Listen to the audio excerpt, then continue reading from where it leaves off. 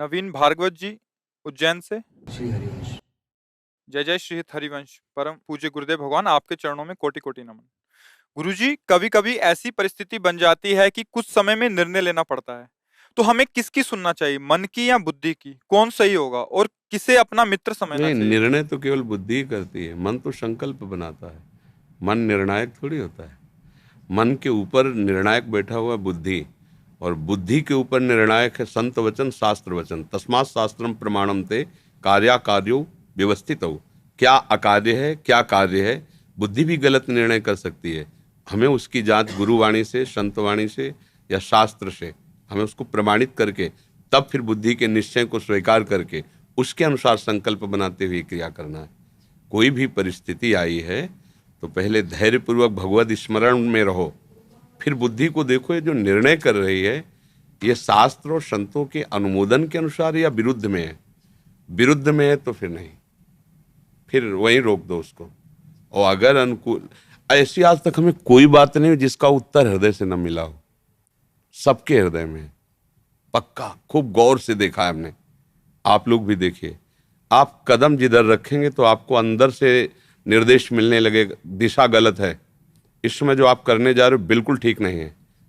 पर अपने लोग सुनते हैं, समझते हैं, पर वो बात नहीं मानते। वही गुरुदेव बैठे अंदर सबके, मतलब ऐसे स्पष्ट आज्ञा देते हैं कि अगर आप उनके अनुसार चल जाओ तो तुम जीवन में विजयी ही विजयी रहोगे। हम मतलब बहुत सूक्ष्म बात है। आप लोग बहिर्मुख रहते हैं, एकदम बारवृत्ति रहती तो आप उसे जान नहीं पाते। पर आप देखिए, जहां आप सतमार्ग की तरफ चलेंगे तो मन घबराहट पैदा करेगा, पर बुद्धि आपको सहयोग दे देगी, मार्ग सच्चा है, चलो।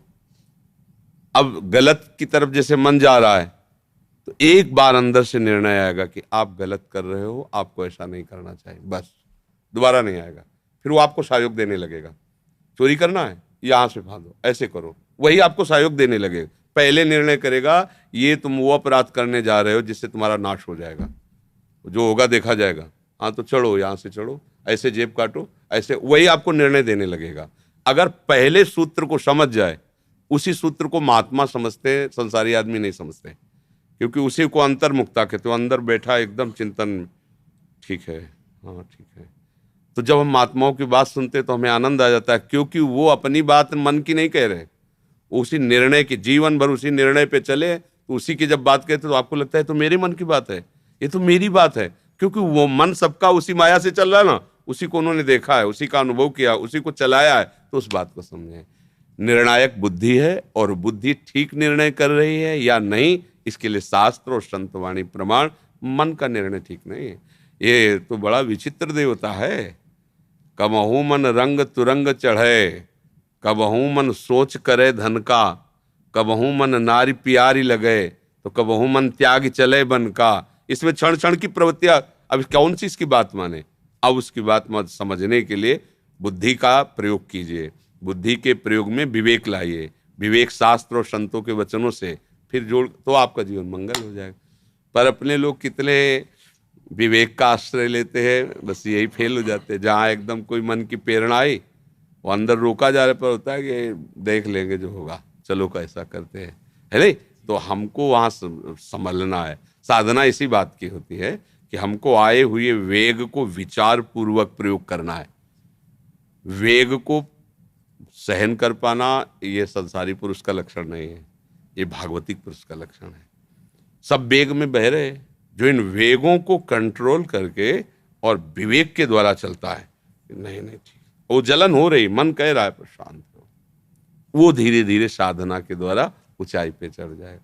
संसार का व्यक्ति वेग आया, अब कुछ भी हो, कितना भी रुपया लगे, कैसा भी हो, ऐसा वो इस तरह बह जाएगा। अपने लोगों को, जो सत्संगी जन, ऐसे नहीं बहना, विवेक पूर्वक, विचार पूर्वक कदम रखना है। क्योंकि फिर जो गलती हो जाती है, वो जब पौधारूप वृक्ष बनता है, काटने से फिर नहीं कटता, वो भोगना ही पड़ता है। भगवान ही क्षमा कर दे तो है।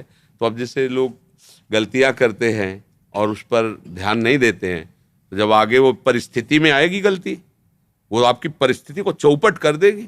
अब आपको लगा भगवान का क्या बिगाड़ा था हमने, भगवान ने ऐसा कर दिया। भगवान ने नहीं किया, वो आपका कर्म है।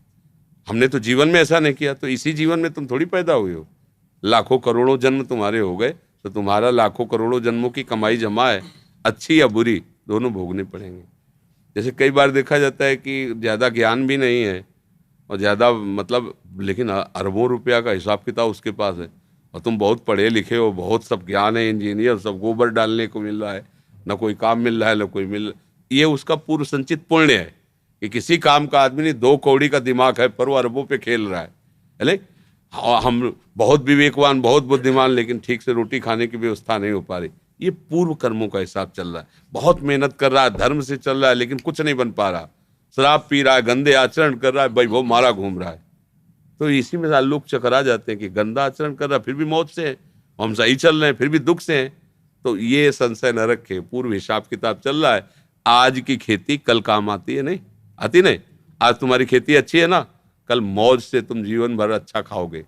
वो बुरा जो अभी कर रहा है वो अच्छी खेती का भोग भोग रहा है, और जब इसकी बुरी फसल तैयार होगी तब तुम देखना फिर ये इसकी दशा बिगड़ जाएगी। इसलिए विवेक पूर्वक काम करो।